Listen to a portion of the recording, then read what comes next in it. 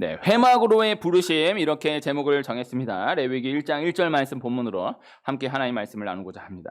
성경은 구약 39권, 신약 27권으로 되어 있어요. 구약 39권, 39권 중에 창세기, 출애굽기, 레위기, 민수기, 신명기 이렇게 5개를 모세 오경이라고 합니다. 하나님께서 모세를 통해 주신 말씀으로 모세 오경이라고 이야기해요. 모든 성경은 하나님의 감동으로 된 다 하나님의 말씀이지만은 실제 하나님이 직접 주신 말씀은 모세를 통해 직접 주신 말씀으로 이 모세 오경 이것이 전부인 것입니다. 그 다음부터 나오는 여호수아서부터의 모든 말씀들은 이 모세 오경 말씀을 기반으로 하여서 전개된 하나님의 이야기로서의 말씀이고 또 다시 잡아주신 말씀이다. 이렇게 생각해 볼 수가 있겠어요. 성경의 시간 순으로 놓고 보면은 창세기가 당연히 시작이 되겠지만요. 이 성경의 시작으로서 생각을 해놓고 보면은 출애굽기가 시작이 돼요. 하나님이 모세를 부르시고 모세에게 말씀하시면서 성경이 주어졌기 때문이에요. 그때부터 성경이 시작되는 거예요. 그런데 하나님이 모세에게 한참 이전부터의 말씀을 주심으로 창세기부터의 말씀이 시간으로 배정되어서 시작이 된 것이죠. 그래서 성경의 시작은 출애굽기에서 이 하나님이 모세를 만난 그때부터 시작이 된 것이다. 이렇게 생각해 볼 수가 있습니다. 오늘 본문 말씀을 레위기 말씀으로 정했습니다. 이 성경을 창세기 1장 1절부터 쭉 읽다 보면요. 레위기까지 지나가기가 쉽지 않아요. 레위기에 도착하는 것이 쉽지 않고 또 레위기를 넘기는 것이 쉽지 않아요. 그래서 성경에 대해서 이야기를 나눠본다고 하면은 저는 사람을 둘로 나눌 수 있다고 생각합니다. 레위기까지 가본 사람, 그리고 레위기 넘어가 본 사람, 그렇게 생각을 해볼 수가 있다라고 생각이 돼요. 이 출애굽기 19장에 시내산에 도착하면서부터 이스라엘이 시내산에 멈추게 됩니다. 구름 기둥과 불 기둥이 시내산에 멈추게 되면서 이스라엘이 시내산에 멈추게 되는데 여기서 이제 성경을 읽는 우리도 시내산에 이스라엘 백성들이 멈출 때 함께 멈추게 되는 경우가 많은 거예요. 시내산에 멈추어서 1년을 시내산에 머물다가 민수기 10장에 다시 출발하는데 출애굽기 19장까지 쭉 읽다가 멈췄다가 1년 있다가 다시 시작하게 되는 그런 경우가 정말 많은 것입니다. 신기하죠? 이스라엘 백성들이 출애굽기 19장에 시내산에 머무니까 나도 같이 머물러야 되겠다 해가지고 출애굽기 20장부터 이 율법 말씀에 딱 이게 도달해서 뭔 말인지 그 말이 그 말 같고 또 이게 출애굽기에는요 반복되는 말씀들이 있거든요. 성막에 대한 말씀이 성막을 이렇게 지어라. 그 다음에 성막을 이렇게 지었다. 그러니까는 실제 말씀을 놓고 보면은 이 말씀하고 이 말씀이 똑같아요. 이건 이렇게 지어라라는 말씀이고 이건 이렇게 지었다라는 말씀이거든요. 근데 읽으면서 이게 아까 읽었던 그 말씀인데 아까 읽었던 그 말씀인지 내가 몰라가지고 그러는 건지 이렇게 헤매게 되는 경우가 많은 거예요. 근데 저도 그런 경험이 있었던 것입니다. 출애굽기 20장부터 40장까지를 겨우겨우 또 뚫었다라고 해도 레위기에 가서는 완전히 막혀버리는 경우가 또 많은 것입니다. 레위기 영적으로 생각하면은 가장 중요한 말씀이라 할 수 있는 말씀이거든요. 그래서 저는 성경에 대해서 이야기를 할 때는요, 창세기부터 읽으면 너무너무 좋지만은 그래도 너무 어렵다라고 하면은 마가복음을 읽으면 좋고, 그 다음에 또 잠언을 읽으면 참 그렇게 어렵지 않게 성경을 이렇게 대할 수 있다. 이렇게 많이 소개해드려요. 그래서 오늘은 22일이잖아요. 그래서 잠언 22장을 읽으면 좋은 거예요. 이런 얘기를 많이 나눴던 기억이 있습니다. 그래도 어쨌든 그렇다 해도 창세기부터 쭉 읽어나가는 그런 기회가 반드시 필요하니까요. 그런데 이 레위기에 도착하면 막히는데 레위기 말씀이 너무너무나 중요하다는 것을 오늘 말씀드리고자 하는 거예요. 유대인들이 어린아이 때에 가장 먼저 접하도록 하는 말씀이 레위기입니다. 글자를 배울 때에 글자를 배우는 교과서로 사용하는 책이 레위기예요. 지금도 그렇게 레위기를 사용하고 있어요. 레위기가 그만큼 중요한 책인 거예요. 아이가 한글 가르칠 때 우리나라 뽀로로 한글 카드 이런 걸로 이제 가르치는 것처럼 유대인들은 레위기의 말씀을 통해서 글자를 가르쳐 주는 거예요. 이런 아이가 레위기 말씀을 대하면서 그게 참 한편으로 생각하면 얼마나 좀 대단합니까? 어른들도 제일 대하기 어려운 책이 레위기라고 하는데, 그런데 유대인들은 가장 먼저 아무것도 글자도 모르는 애들에게 가장 먼저 가르치는 책이 레위기이다. 그러니까 한편으로는 레위기가 그만큼 중요한 말씀이다. 이렇게 생각해 볼 수가 있는 거예요. 성경이 쉽지 않잖아요. 그런데 저는 아이에게 한글을 가르칠 때 성경이 참 좋다라는 생각을 합니다. 성경을 읽으면요, 어렵기 때문에 다른 거 읽기가 쉬워요. 성경을 이게 막 이스라엘 사람들 이름만 쫙 나열되어 있는 부분, 이거를 하여튼 그런 부분들이 많잖아요. 뭐 무슨 족보도 그렇고 또 성전을 지은 사람들 목록으로 쫙 누구누구 자손이 어떠고 이런 것만 한 장 딱 해서 이거 읽어라 그러면은 한 글자 읽으면은 한글 금방 늘어요. 네, 그거 읽을 수 있으면 그 다음 건 쉬워요. 그래서 그 어떻게도 뭐 그런 이유로만 성경을 읽도록 하는 것은 아쉬울 수 있겠지만은 그런 면도 있는 것이 사실이다. 이렇게도 생각을 해보았습니다. 레위기는 예배에 대한 말씀입니다. 출애굽기 40장까지 성막에 대한 말씀들이 전개되는데, 레위기는 그 성막에서 드려져야 할 예배에 대한 말씀들이에요.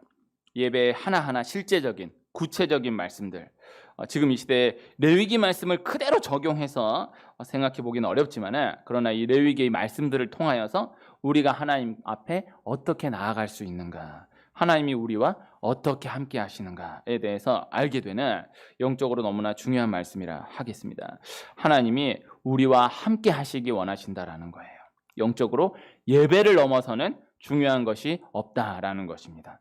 그래서 결국 무엇을 이야기하더라도 영적인 궁극은, 목적은 예배가 되는 것이고, 그래서 예배를 넘어서는 또 다른 목적이 없는 것이다 라는 것입니다. 그래서 왜 예배해야 하는가, 그에 대해서 이렇게 저렇게 생각해보고 또 대답을 나누어 볼 수가 있겠지만, 그러나 예배는 예배 자체가 목적이 되는 것이다. 예배 자체가 목적이 되기까지, 그렇게 우리 심령 가운데 예배가 목적이다라는 것이 세워지기까지의 과정이 있을 것이다. 이렇게 정리할 수가 있을 거예요. 오늘 말씀 레위기 1장 1절 한 절을 함께 읽었습니다. 각 성경 첫 장 첫 절이 중요하다라는 말씀을 여러 번 나누었던 적이 있거든요. 성경을 읽을 때에 각 성경 첫 장 첫 절만 다 읽어도 66권 전체를 다 마주 대한 것으로 볼 수 있는 거예요. 그래서 이게 꼭 성경뿐만 아니더라도요, 어려운 책, 이따시 말하면 두꺼운 책 있잖아요. 그거를 그 앞에 목차를 쭉 읽고요, 그 다음에 실제로 그 책을 만져보면서 그 목차가 어떻게 들어가 있고 거기에 그 다음 소제목이 어떻게 되어 있는지 그렇게 한번 쭉 읽어도요, 그렇게 몇 번 읽으면요, 아무리 어려운 책이더라도요 이렇게 들어와요. 그러니까 그 분량 가운데에 들어와요. 그래서 막 책 한 권도 안 읽는 사람이 막 뭐처럼 마음 잡고 책을 읽겠다고 이따시만한 두꺼운 책 처음부터 읽다가 이렇게 되는 것보다는 딱 잡고 한번 처음부터 끝까지 이렇게 제목 쭉 훑어보고, 그렇게 해서 몇 번 돌면은 이렇게 들어와요. 뼈대가 잡혀요. 그 다음부터 읽기 쉬워요. 성경의 원리가 이것이 확실해요. 그래서 첫 장 첫 절 66권이니까는 66절이에요. 그거를 이 두꺼운 성경 처음부터 마지막까지 손으로 한번 다 넘겼다, 이렇게 해서 10번 했다라고 하면요, 달라요. 한 번도 그렇게 안 해본 사람과 그렇게 해가지고 성경 전체가 이렇게라도 들어와 있는 사람하고는 전혀 달라요. 성경 그렇게 읽어야 돼요. 저는 다른 책도 두꺼운 책, 어려운 책은 그렇게 한번 읽어보는 것을 추천해 드립니다. 그래서 아무것도 아닌 것 같지만은 성경은 첫 장 첫 절만 다 읽어도 영적으로 상당히 든든한 것이다. 그래서 그렇게라도 읽은 사람과 읽지 않은 사람은 전혀 다른 것이다. 그리고 이 성경 첫 장 첫 절 한번 해보면 재밌습니다. 네, 그래서 넘기는 재미가 있는 거예요. 그리고 성경 첫 장 첫 절은 그냥 첫 장 첫 절이 아닌 거예요. 네, 구약 성경 첫 장 첫 절, 신약 성경 첫 장 첫 절을 오늘 드린 인쇄물에 다시 한번 기록해서 드렸어요. 창세기 1장 1절이 태초에 하나님이 천지를 창조하시니라. 그리고 마태복음 1장 1절 아브라함과 다윗의 자손 예수 그리스도의 계보라. 네, 그래서 성경을 대하는 관점에서, 신학적 관점에서 놓고 보면은 이 두 절이 성경 전체를 잡고 있는 거예요. 그냥 처음 머리에 첫 절로 붙은 게 아니에요. 태초에 하나님이 천지를 창조하시니라. 이것은 하나님의 창조 신학을 말씀하는 것이고, 아브라함과 다윗의 자손 예수 그리스도의 계보라. 예수라는 이름이 딱 등장하는 거예요. 하나님의 구원 신학을 말씀하는 거예요. 그래서 성경은 하나님의 창조 신학, 하나님의 구원 신학, 이 양대 기둥으로 구성되어 있는 책이다. 그래서 구약 성경 창조, 하나님이 창조하셨다 딱 때리고 그 다음 말씀 출발하고, 신약 성경 예수님이 우리를 구원하신다 딱 이것으로 신약 성경 전체를 꾸려가는 것입니다. 그래서 첫 장 첫 절이 그냥 첫 장 첫 절이 아닌 것이다. 그리고 성경 첫 장 첫 절이 또 왜 중요한가? 히브리 성경, 이 성경의 히브리 제목은 다 첫 장 첫 절에 기록되어 있기 때문이다라는 거예요. 그래서 찬송가 제목이 이 히브리 문학에서 왔다라고 했습니다. 그래서 찬송가는 우리 생각으로 생각해 보면은 제목이 없어요. 네, 제목이 없어가지고 그냥 첫머리 첫 구절, 그냥 목차에 보면은 첫머리 첫 구절로 그냥 쭉 써 있는 거예요. 그런데 그게 그냥 그렇게 쓰여진 것이 아니고 히브리 문학의 제목 형식이 그러한 제목 형식인 거예요. 그래서 찬송가의 제목을 히브리 문학 형식으로 그렇게 제목을 붙인 것이다. 이것이 바른 이해입니다. 제목이 없어가지고 그냥 앞에 이거 첫머리 따가지고 제목을 지었구나라고 생각하면 우리 생각이고, 히브리 문학적으로 생각하면 히브리는 처음 첫머리 그것이 제목이다. 그러니까 우리 찬송가도 그 첫머리 곧 첫마디 그것이 제목이 되는 것이다. 그리고 실제로도 찬송가도 그러한 관점으로 찬송가를 대해보면요, 맞아 떨어져요. 얼핏 생각해보면 후렴이 반복해서 부르는 것이니까 중요한 것 같지만요, 후렴이 안 중요하다는 것은 아니지만은 찬송가 1, 2, 3, 4절 전체를 잡고 있는 것은 첫머리예요. 첫머리에 나오는 거예요. 이것이 중요한 거예요. 그래서 이 찬송가 제목이 히브리 문학에서 왔다는 거, 그래서 찬송가 제목이 그냥 제목이 아니라는 것, 이 성경 첫 장 첫 절이 그냥 첫 장 첫 절이 아니다라는 것. 그래서 나중에 기회가 있다면 이 66권 첫 장 첫 절만 쭉 살펴보면서 나누는 시간이 있다면 참 좋겠다라는 생각을 해보았었습니다. 저는 생각은 많은데 실천할 기회가 없어가지고, 네. 저 혼자 할 수는 없잖아요. 네, 그래서 66권 첫 장 첫 절만 이렇게 한번 쫙 따가지고 한 번만 이렇게 쭉 훑어본다 그래도 이거 어마어마한 영양분이에요. 네? 오늘 새벽에 신명기 말씀을 나누면서 하나님 혹시 기회 주신다면 또 하나의 꿈은 하루를 신명기의 날로 정하는 거예요. 신명기의 날로 정해가지고 교회에서 아침, 점심, 저녁 세 끼를 다 제공하는 거죠. 그래가지고 새벽부터 저녁 먹고 한 밤 10시까지 해가지고 신명기의 날이다. 정통 신학자들은 신명기 1장부터 30장까지를 모세가 한 날 다 선포한 것이다라고 규정해요. 그 얼마나 대단해요. 신명기가 34장까지 있는데 31, 32, 33, 34는 모세의 노래 축복이고 마지막 모세 죽는 말씀이고, 이 30장까지의 말씀은 모세 설교예요. 그런데 그게 한 날 한시라는 거예요. 그 1장부터 30장까지를 그냥 사람 말하는 속도로 이렇게 쭉 읽는다 그래도 이 만만치 않은 시간인데, 모세가 120세 된 모세가, 그 죽음을 며칠 앞둔 모세가 이스라엘 백성들 앞에 두고 한 날 한시에 그것을 다 전했다. 얼마나 위대합니까? 그 신명기 말씀 받고 이스라엘 백성들 가나안 땅 가서 하나님 나라를 건설하는 거예요. 그러니까 이걸 적용적으로 우리도 신명기의 날을 하루 딱 정해가지고 새벽에 와서부터 밤까지 다른 거 안 하고 말씀만 쫙쫙 하면은 뭐 제가 힘들지 뭐 앉아있는 사람 뭐 얼마나 그렇게까지 힘들겠습니까? 네. 그래서 밥 다 주고 하면서 참 좋지 않을까라는 생각을 해보았었어요. 그래서 다시 돌아와서요. 어쨌든 첫 장 첫 절이 너무나 중요한 말씀이다. 이것을 기억해야 한다. 그래서 오늘 이 레위기 말씀, 우리가 성경 제목으로 쓰는 것은요, 대부분 헬라어 제목이에요. 그래서 레위기라는 우리 한글 제목도 헬라어 제목이에요.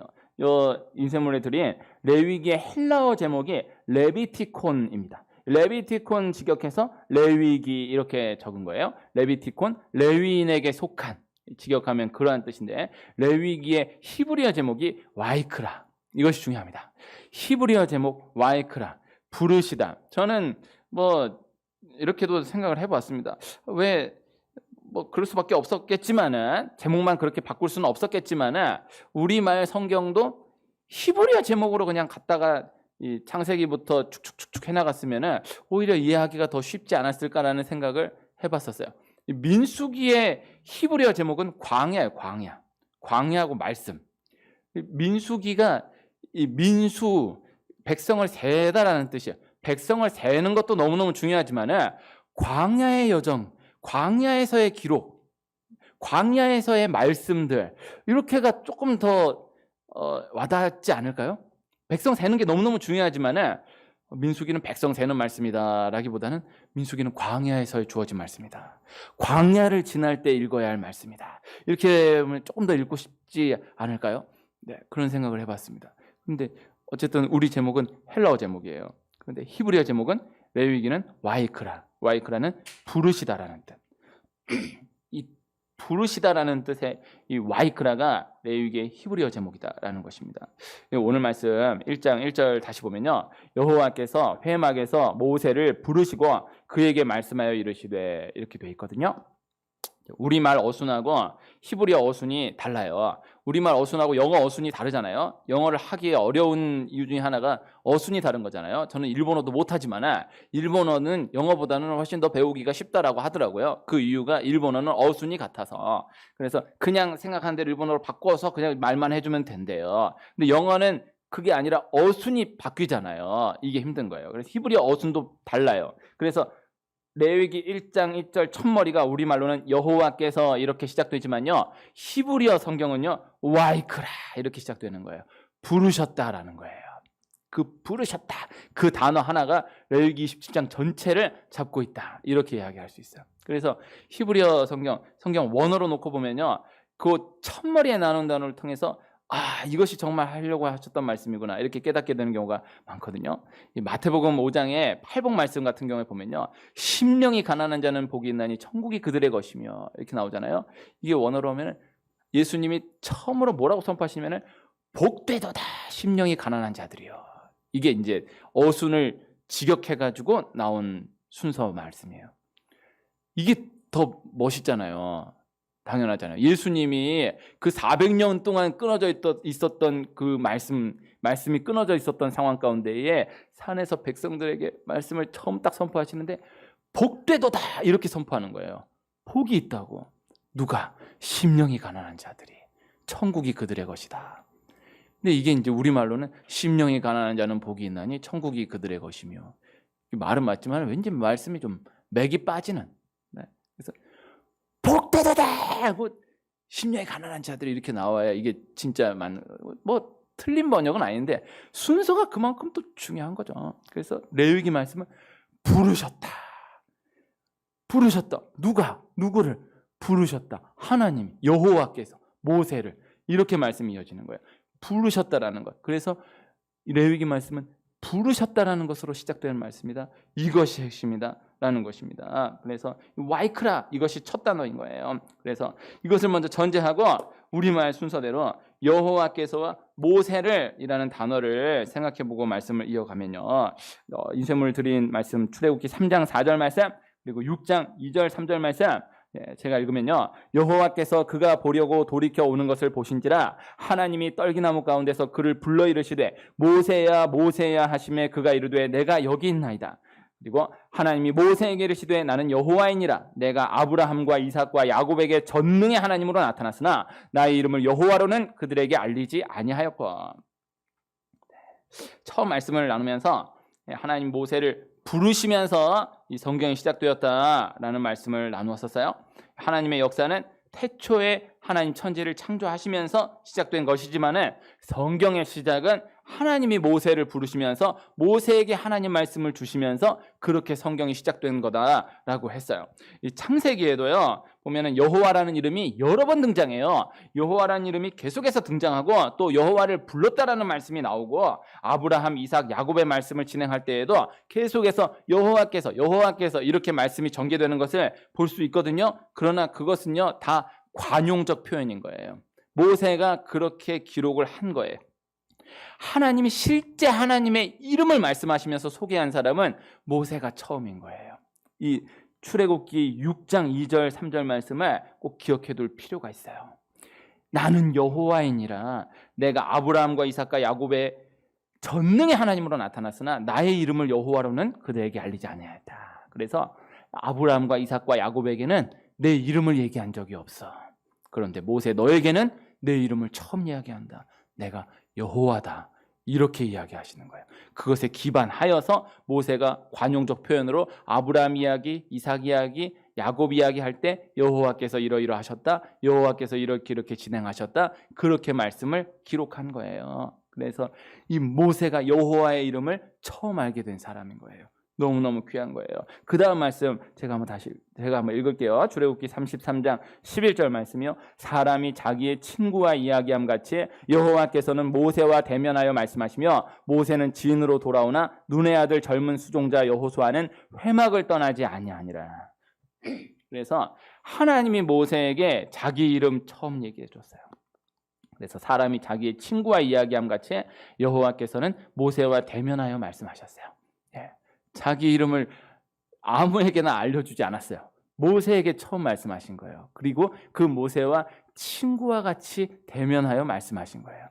하나님과 여호와와 대면하여 친구와 같이 이야기했던 사람은 모세밖에 없다는 것을 성경 말씀하고 있습니다. 이것을 내 말씀으로 받아들이는 은혜가 있기를 축복합니다. 그래서 아브라함, 이삭, 야곱이 다 너무너무나 중요한 사람들이지만요. 그러나 하나님이 실제 하나님 자신을 드러내어서 자기 이름을 알게 하여서 함께한 사람은 모세가 처음이다라는 것입니다. 그래서 유대인들 가운데에 그 문화 가운데 이것을 꼭 다시 한번 이해할 필요가 있는데 이름을 안다라는 것, 이름을 부른다라는 것, 이것은 너무너무나 중요한 거예요.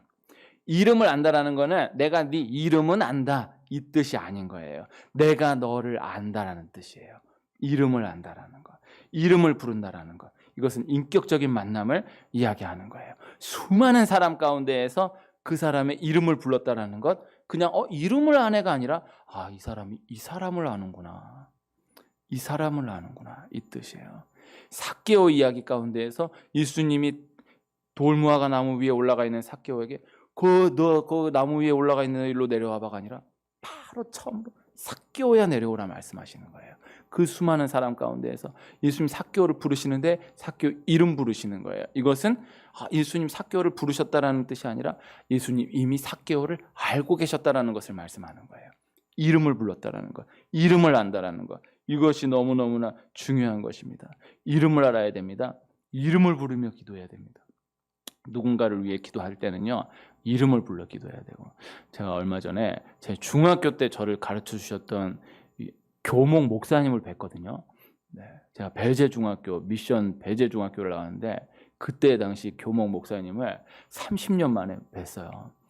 그런데 이렇게 저렇게 이야기를 나누셨는데 저한테 다른 거 안 물으시고 딱 하나만 물으시더라고요. 너 애 이름이 뭐냐? 그러면서 이름을 적으시는 거예요.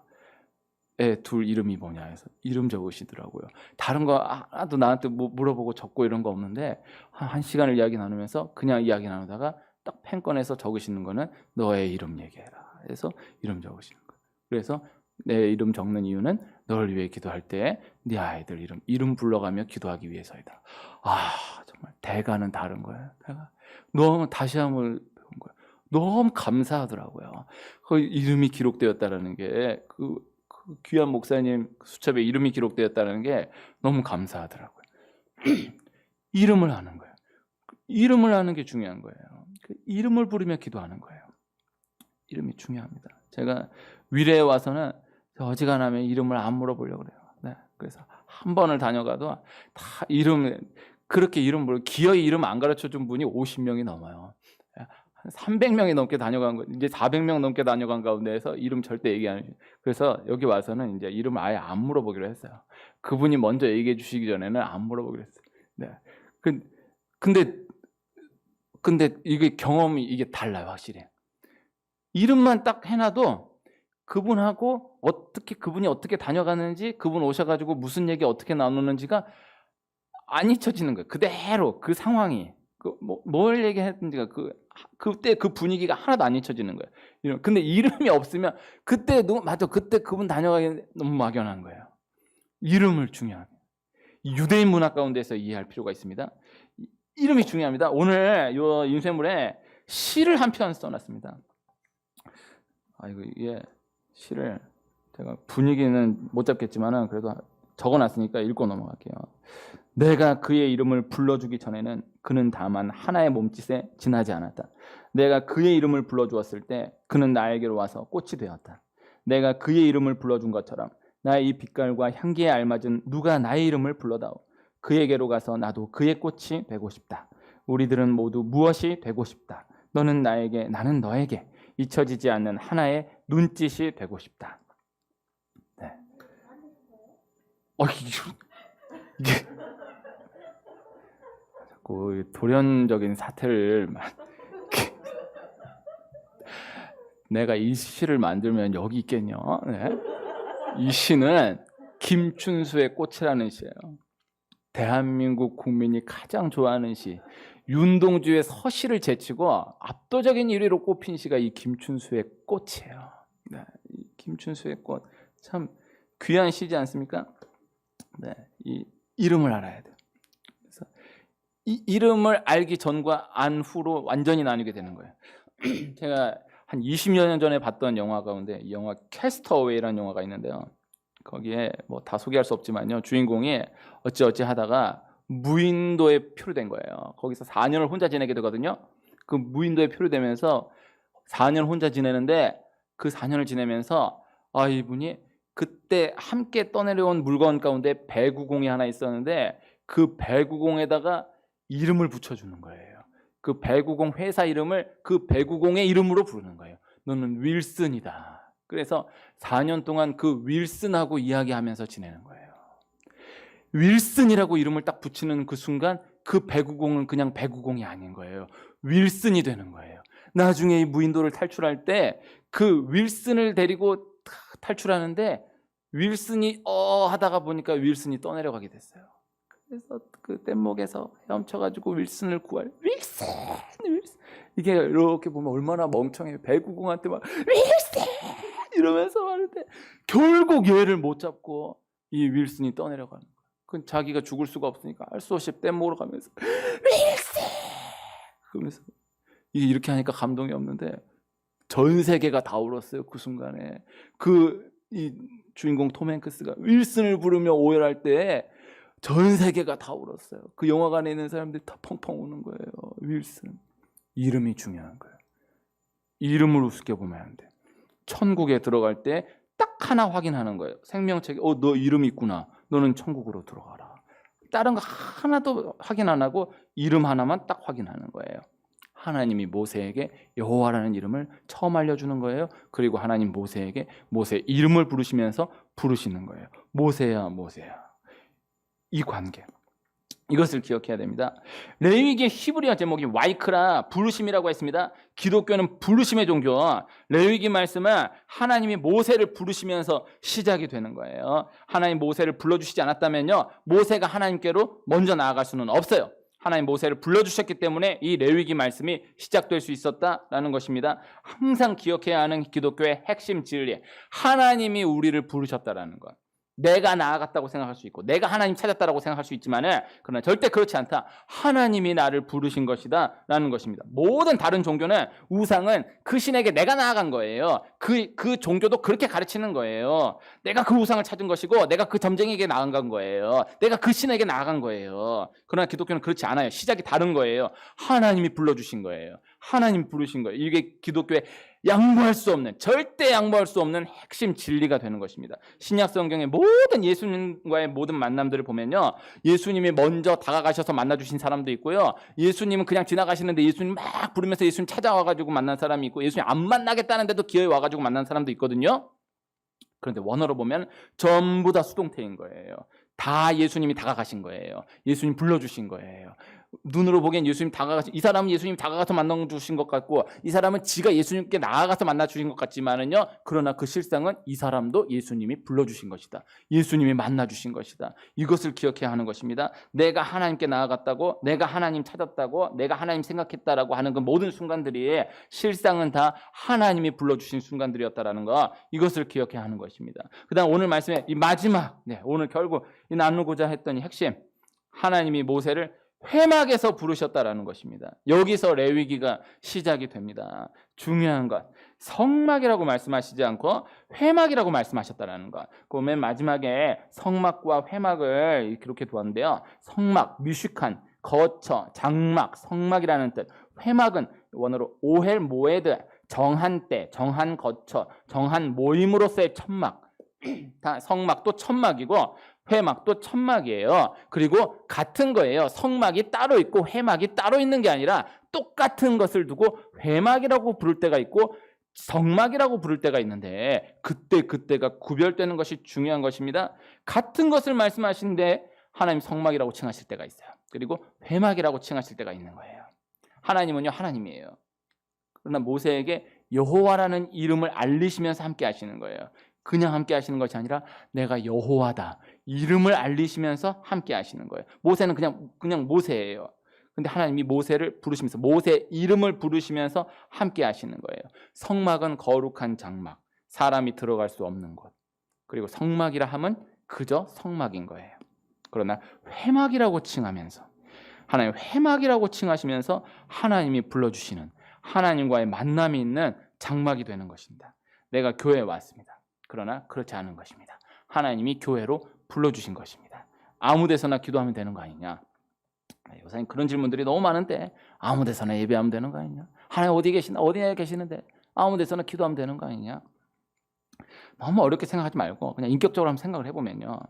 제가 이렇게 소개팅을 주선해 준 적이 몇 번 있거든요. 성공한 적은 잘 없어요. 참 저의 아픈, 꼭 극복하고 싶은 이야기입니다. 내가 해줘가지고 된 커플이 한 커플도 없는 거예요. 근데 그때 중요한 게 어디서 만나는지를 이쪽 사람도 중요하게 여기고 이쪽 사람도 중요하게 여기는 거예요. 추천해주는 입장에서는 그냥 만나면 되는 거 아닌가?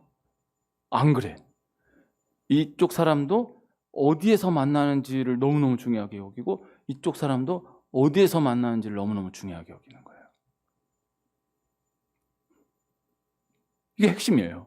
아니, 소개팅을 해도 어디서 만나는지를 그렇게 중요하게 여기면서 연구하고 그렇게 해서 만나는데, 하나님 어디에나 계시지만 하나님이 정한 곳, 하나님께 나아가는 그 마음, 정말 그 소개팅, 나 이번에 정말 잘 됐으면 좋겠다라고 생각하면 아무 데서나 만나면 되지, 이렇게 안 되잖아요. 내가 하나님 정말 귀하게 여기고 하나님과 만남을 정말 귀하게 여긴다라고 하면 아무 데서나 기도하면 되지, 이렇게 이야기하기가 어려운 거예요. 회막이 있는 거예요. 회막이 되어야 하는 거예요.